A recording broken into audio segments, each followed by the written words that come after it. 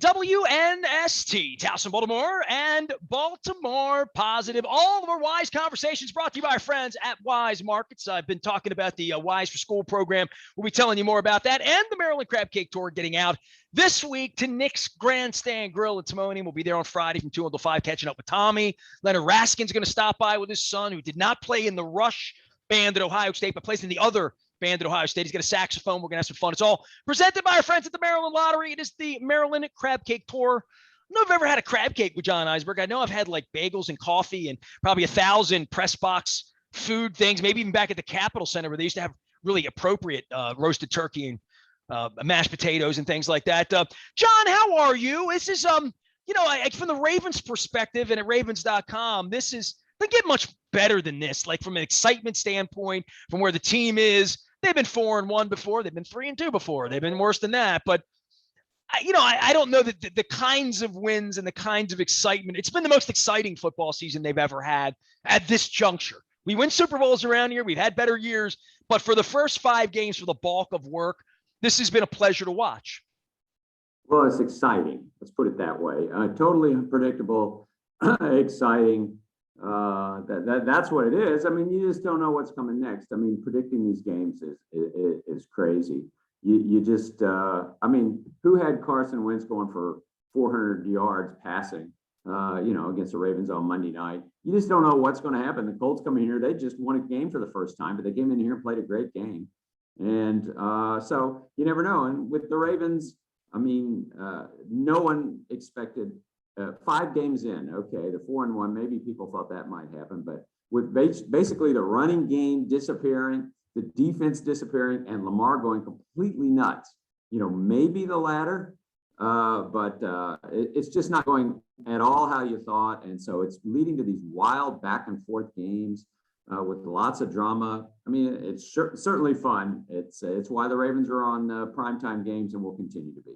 John Eisenberg, my one-time, long-time colleague at the Baltimore Sun back in the 1980s, joining us here from Ravens.com, probably working on a book. I'll ask him about that. If you haven't bought the Lou Gehrig, Cal Ripken books or Packers books or Dallas old school stories, find them, and I'll get to your next book. But, I'm Baltimore positive. I want to talk about Lamar, how great he is. That's easy to do. But let's talk about the defense. The defense is not the positive part about this. That is the concern, right? I mean, I think for anybody out there to say, all right, how are they going to fix this? Because to your point, they made the Colts look pretty good. Maybe the Colts were pretty good. And Carson Wentz certainly ran around in that sort of arena football, 7-on-7 sort of everybody's moving kind of way. And the Ravens had a hard time with that. And the Ravens have had a hard time the last couple of weeks. The Ravens had a hard time since they lost Marcus Peters on the back end for sure. Definitely, they were missing. One thing I think you do have to take into account is the impact of these injuries that we've been talking about. And everybody goes, well, next man up. And yeah, they got somebody, they can plug them in and they play. However, I think it does have an effect after a while. And certainly on that side of the ball, they were down half the starting secondary that they planned for this season. Marcus Peters and Deshaun Elliott against the Colts, both out. Peters out for the year. Elliott, we don't know when he'll be back. Derek Wolfe also, and certainly the running defense, the interior got pushed around on the run. But Wolfe did a nice job on that last year. They need to do way better there.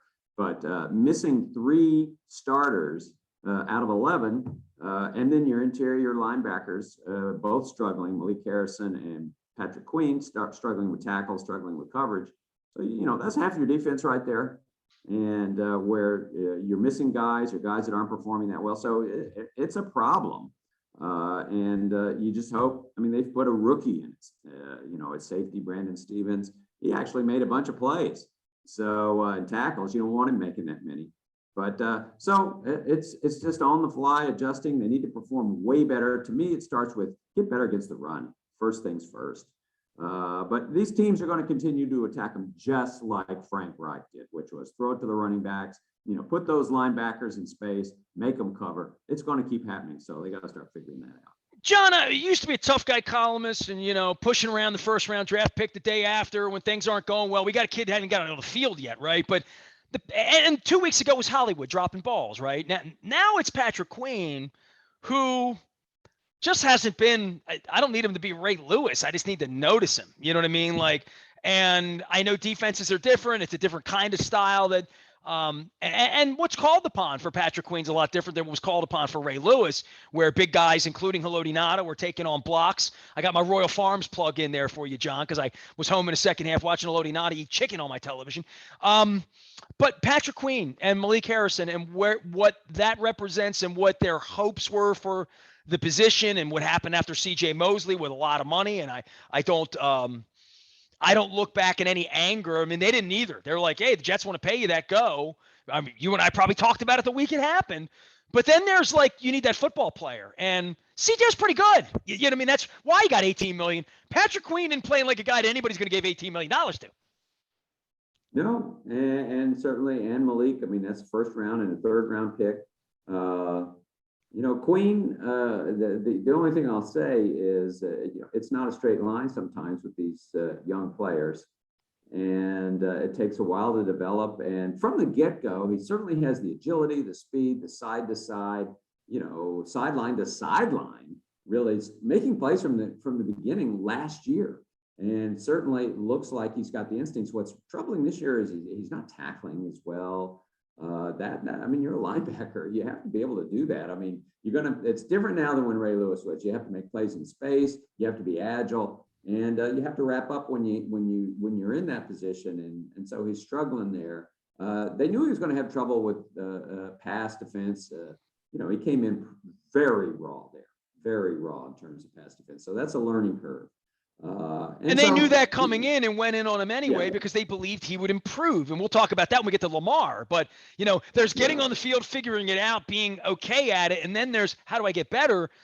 I don't, it's below the bar, as Coach Harbaugh would say, right? Yeah. I mean, they're not worried about, his work ethic. They're not worried about his commitment. I mean, as I said, you're a linebacker in the NFL. You need to tackle. You need to make the plays, make the layups. When the guys in front of you, tackle them. And so that's an issue. That's a troubling issue. And they all you can do is keep going to work and get better at it. But it's going to keep happening. There's no question. I think Frank Reich with the Colts is a really good coach. And he came in with a good game plan, and they just attacked the Ravens where they're weakest. And really that is those linebackers in coverage. So you saw him on the field a little less, Queen. You saw Chris Board in there for, I believe, 32 plays in that game. That is a real telltale sign. That is, we got to put someone else in there, is basically what they're saying. And they love Board. So, undrafted guy. So we'll see where it goes, but certainly that's an issue. They also picked on Anthony Averett on the back end. You're missing Marcus Peters right there. So you are seeing the impact of these injuries, I think, as well. Really, really, really having an effect. John Eisenberg can be found out at BaltimoreRavens.com and, of course, on the Twitter thing. And we've known each other a long time and been up and down this man. I had Billick on this week, our partner on behalf of the Living Classrooms Foundation, still our partner at WNST after all these years. And we talked about improvement in the quarterback position. And, Coach is famous that, guys don't get that much better when they come to the league. They really don't. There's incremental changes you can make and things you could do with hitches and seeing the game better, but throwing the ball better and standing in the pocket when it's not what you've ever done. Lamar's different. And I had one of your colleagues on, Mike Chappell, out in Indianapolis last week. We're talking about the Peyton Manning cast, and I haven't watched it, although I hear it's delightful and I'm looking forward to it. But he was talking about this play where Manning was talking about Lamar, and Lamar 5 different times, Manning's like, throw it away, throw it away, throw it away. And Lamar completed a touchdown pass against Chiefs. And Peyton's like, I would have thrown that ball away 5 times. Well, Lamar sees the game differently. Literally, he's never had to play the game that way. He sees the game differently. And as the game slows down, I don't know that he has to make hard passes. He's making them better, and that's great. But I think as this thing goes, when you're as efficient as he was, John, those were Superman numbers on Monday night. Just the statistic alone, I'd look at that and say, that's not possible in the NFL to be that efficient, to have that kind of yardage. He's doing some supernatural things. And I haven't heard John say this in a while, maybe because some of us aren't around bothering him anymore, but revolution, right? He called that revolution. So it's a revolution at this point because this kid's caught on and has gotten better and improved when even old sage old farts like, Coach Billick think It's hard to improve that much. This isn't easy to get better at that position. How about when you're MVP the second year in your league? The second year, how are you going to get better? But it's really interesting because it is a unique path that he's on. MVP is a second-year player, but yet way better, really way better in some respects this year as a pocket passer. It's not even close. And you could see it before that game. I mean, the way he's just in the pocket more and he's more patient. And it was the things they said after the game. Mark Andrews said he's seeing the game really well, and he is, and he's going through his progressions. And you can watch his head, you know, as just a fan, you can watch his head left, right, middle. Sometimes you can see it happening. It's helpful. He's having time to throw. He's definitely having time to do that. The protection has been pretty good, a few sacks here and there, but generally good protection. But what Lamar said after the game is slowing down. It is slowing down for me. To me, that's trouble. The rest of the NFL hears that and they go, okay, well, we may not want to play that guy because it's slowing down for him. And what I really liked about Monday night, he didn't force anything. He took what they were giving him. He threw deep. The guys were open, took those underneath routes, no hurry, even in overtime, didn't panic and say, oh, you know, we got to get 20 yards downfield. Let's take 8, 10, 12, what was open. I love that they were getting their ass kicked and they just went back and did it. You know what I mean? Like that unto itself is something that's a grown up thing they did Monday night. Really. Well, not only that, how about this? How about I love when they're going in for a score to cut it to, I can't remember. We would have been within 4 or 5 points. Fumble at the 1 yard line and they pick it up and run for a touchdown. That's called back, but it doesn't matter because the Colts drive to a touchdown in like 3 plays. It honestly looks like the Ravens are fading at that point, you know, halfway given up, very honestly. Down by 19 they are. That was hinted on the broadcast too. Louis Riddick's like, this isn't a good look for them. They're just getting beaten play after play after play, going down the field, literally. And from that point, that's the point. And then from that point forward, it's just lights out. That's definitely big boy stuff. And it's the beauty of Lamar. It is the beauty of Lamar. Lamar doesn't look back. He doesn't get down. It's like, I left that one on the table. That was really stupid. It makes me mad. I'm going to go make a play to make up for it. That's just how he approaches it. He's an unusual guy. And if you listen to his press conferences, you know, for a guy that knows he's great and he knows he's great, he doesn't have a huge ego. He doesn't like to talk about what he does well. He likes to talk about his mistakes. And you really say, all right, Lamar, how are you doing all this stuff? He doesn't have an answer for you. You know, he is much more comfortable talking about what's not going well. So he doesn't have a huge ego, but it's just like, man, I messed that up. I'm going to go make up for it. That's how he approaches all of it. So down 19 points, he's not thinking, oh boy, we're sunk here. He's like, come on, man, let's go. It's youthful, it's energetic, it's optimistic, and that's really the beauty of Lamar. Well, I think the other part of this, if I had any time to spend around him, and I don't, but you know, I would talk about the sacrifices made to get better and what that looks like when you've made millions of dollars and you've been the MVP and, you know, other guys are out in hot tubs with girls at the Playboy Mansion and others are off doing all of that. My wife and I had a conversation about that because he and Hollywood were out running around on scooters out in South Baltimore on an off day when they had the extra day. So it's like last Monday, they put a little Instagram picture up or whatever. And I'm thinking to myself, you know, on their off day, they're running around the city on scooters being idiots because I've seen them interact. They're like kids on video games. I mean, they're unique people, you know, and it's a unique generation that is different. And it feels to me like when you find anyone, and you know this from all these years, that loves football, right? I mean, that was Ray's gift. That was Ed Reed's gift. That's like the gift of all of them. They have to love football. And, you know, I go back to Michael Vick and like his skill set and what he could have been. And one of the real knocks on him is he never really learned the game until he got to Philadelphia, Pittsburgh at the end. And he would admit that, right? That he was just so good. And it was all so street and so run around.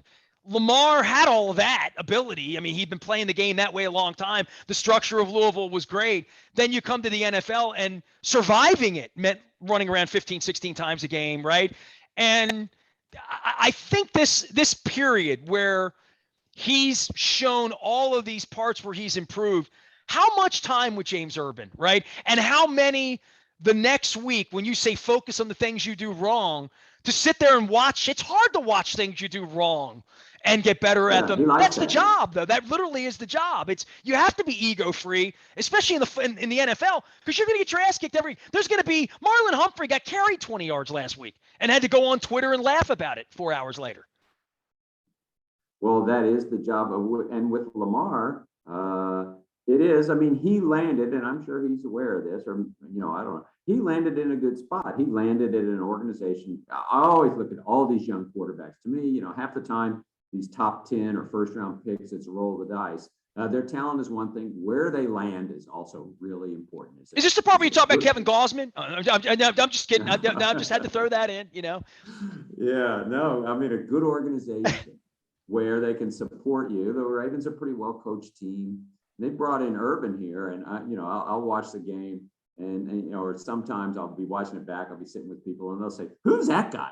Who's talking to Lamar over there?" And I said, I have to tell him who it is. It's James Urban. He's in his ear 24/7. He is all over this guy. He's been coaching him up for 4 years, right? 4 years.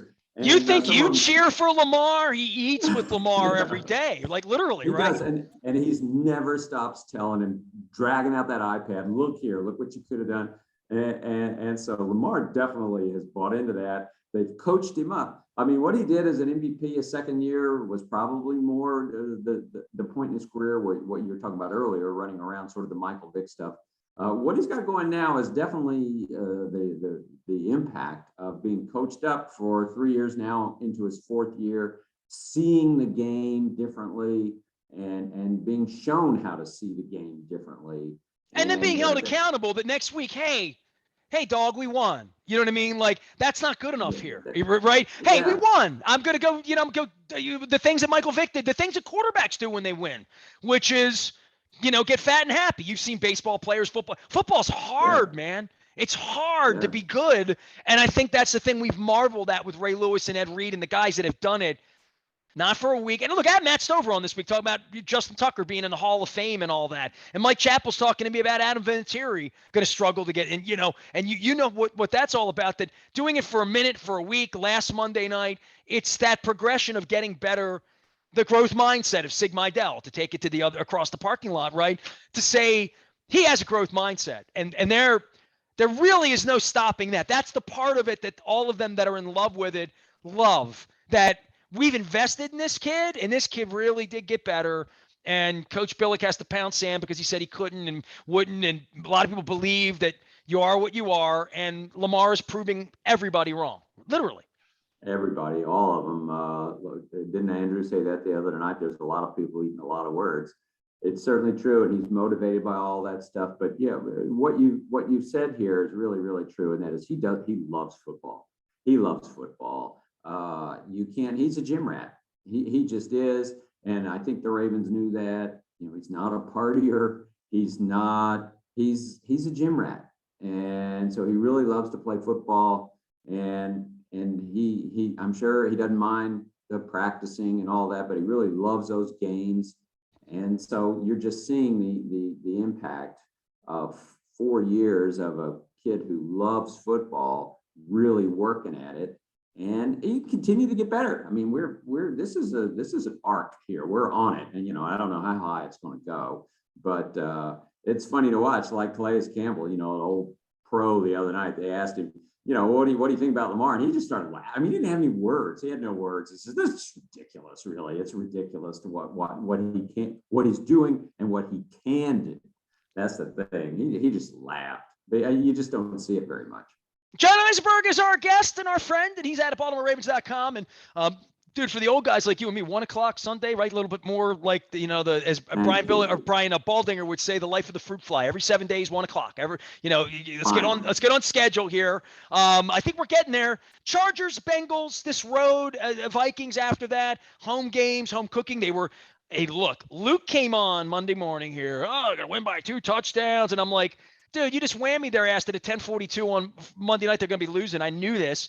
And, it is easy to look and say, well, they're pretty good and they're 4-1 and they're home and they should win the next 3. And hey, man, we're going to be 7-1 and chilling out and going to Miami and they suck. And, we have some Bears. We have teams that suck on the schedule next month. And then we have the big games. The Clevelands and all that's coming up too. Cincinnati's going to be tougher.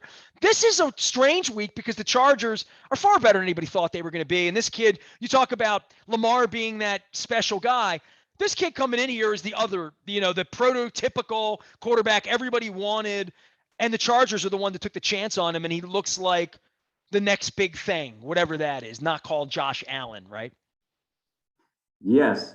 Also, keep in mind, file this one away, Nestor, the Chargers were the team, by the way, in the run-up to the draft that suggested to Lamar that maybe he could run some pass routes.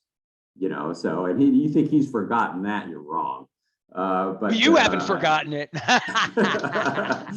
Very interesting. But, yes, the Chargers are really good. But as far as knowing what's going to happen, I'm really sort of reaching a point where good luck figuring this stuff out. You know what? The Chargers coming all the way across the country playing a 1:00 game. They could come over here and not show up and lose by 20.